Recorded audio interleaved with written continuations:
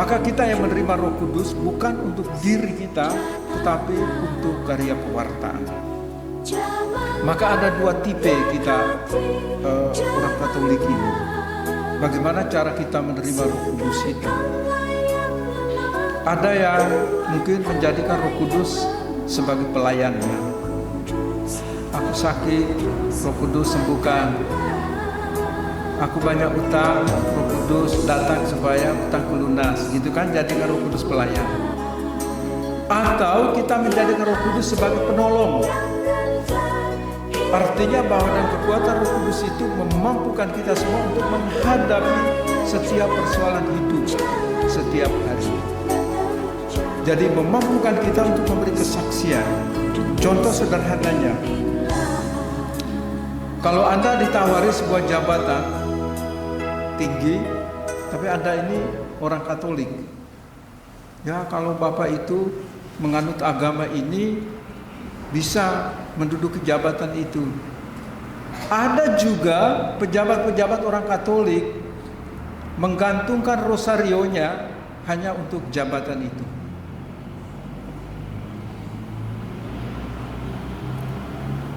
Entah jabatan-jabatan di kepolisian, entah jabatan-jabatan itu di TNI, entah jabatan-jabatan di pemerintahan, ada banyak. Bapak Ibu jangan berpikir bahwa tidak ada. Saya punya beberapa bukti ya. Karena ini jauh saya cerita saja. Ada salah satu bupati di Kalimantan Timur, sekarang Kalimantan Utara. Dia waktu itu pensiunan tentara, dia orang NTT. Kampungnya Suster Gregor, orang Atambua.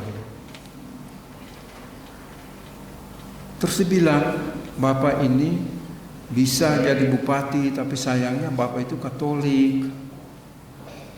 Coba kalau Bapak ganti agama, pasti bisa. Akhirnya dia coba, berhasil juga.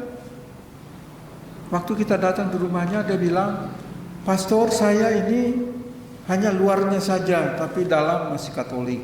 Ya tetap saya bilang pengkhianat kau. Karena sama-sama orang Timur, ya saya berani kritik kan. Ya tetap kau pengkhianat. Tapi istri anaknya sih Katolik semua gitu ya. Jadi ini salah satu dari sekian banyak contoh di mana orang bisa tidak menyadari bahwa Roh Kudus itu bekerja di dalam diri kita supaya bisa memfilter, bisa menyaring mana yang harus saya lakukan dan mana yang tidak, mana yang baik dan mana yang tidak. Jadi kita harus percaya bahwa kekuatan Yesus sekarang tercurah lewat kita melalui Roh Kudusnya, sehingga dengan Roh yang satu dan sama yang hinggap atas kita semua ini, itu yang memberi kita kekuatan untuk menghadapi tantangan-tantangan hidup. Di sini kita jadikan Roh Kudus itu sebagai penolong.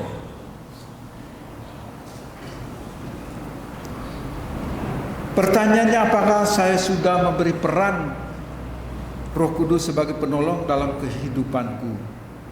Atau mungkin tidak dianggap sama sekali? Ingat bahwa Tuhan Yesus, dia naik, lalu Bapa mengutus Roh Kudus lewat Yesus Kristus supaya bisa meneguhkan dan menguatkan kita semua.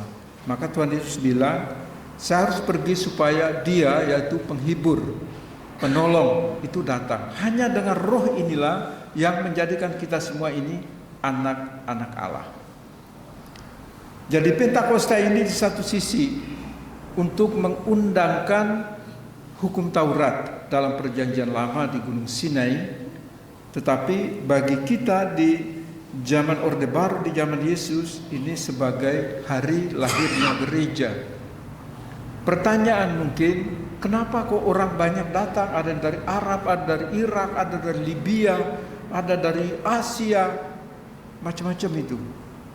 Kalau sebut Asia itu disebut Asia kecil itu Turki, Yunani dan sebagainya, itu mereka itu masuk daerah itu. Orang Mesopotamia dan sebagainya. Kenapa orang-orang itu ada di situ? Mereka itu datang sebagai penganut agama Yahudi. Mereka merayakan Pentakosta, diundangkannya hukum Taurat. Maka mereka datang dari berbagai tempat ke Yerusalem untuk itu.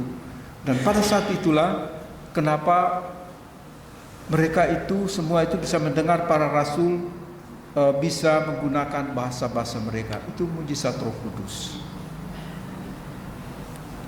Mujizat Pentakosta. Pertanyaan bagi kita, kapan kita menerima Roh Kudus? Kapan Anda dicurahi Roh Kudus? Sudah menerima Roh Kudus semua? Atau belum? Sudah ya?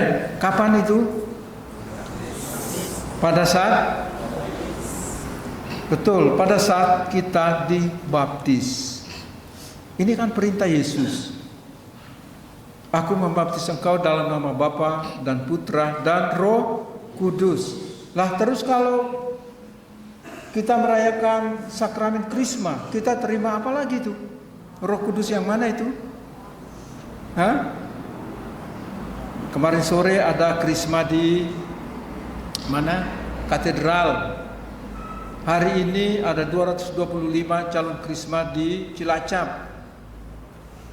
Itu kan orang menerima, itu sakramen Krisma kan, itu menerima roh apa lagi? Apakah ada roh lain tadinya belum penuh, tapi waktu keterima Krisma jadi penuh? Seperti para rasul tadi, mereka dipenuhi dengan Roh Kudus. Bapak Ibu sekalian, nggak usah bingung. Pada saat kita merayakan sakramen Krisma, itu kita menerima karunia Roh Kudus. Maka pada waktu uskup menepuk pipi Anda dan berkata, terimalah karunia Roh Kudus, bukan Roh Kudus. Terimalah karunia Roh Kudus.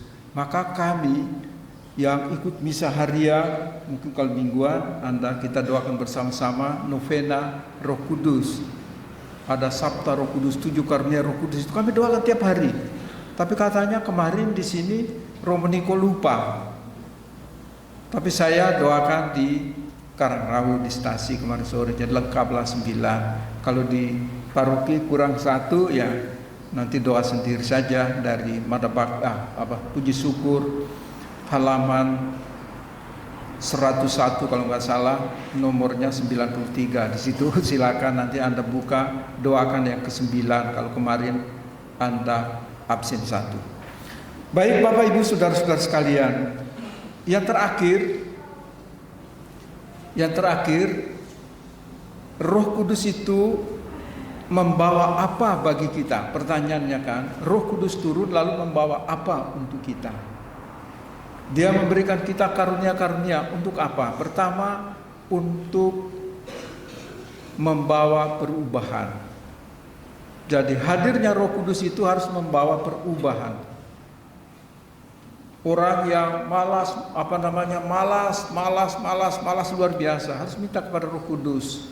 Roh Kudus, ya Roh Kudus saya ini pemalas. Kalau Anda baca di dalam itu novena itu, saya ini pemalas, supaya saya diteguhkan, saya dikuatkan supaya bisa semangat lagi. Atau ada juga yang mungkin suka marah-marah dengan istri dan anak, suka marah-marah dengan suami dan anak-anak, minta kepada Roh Kudus.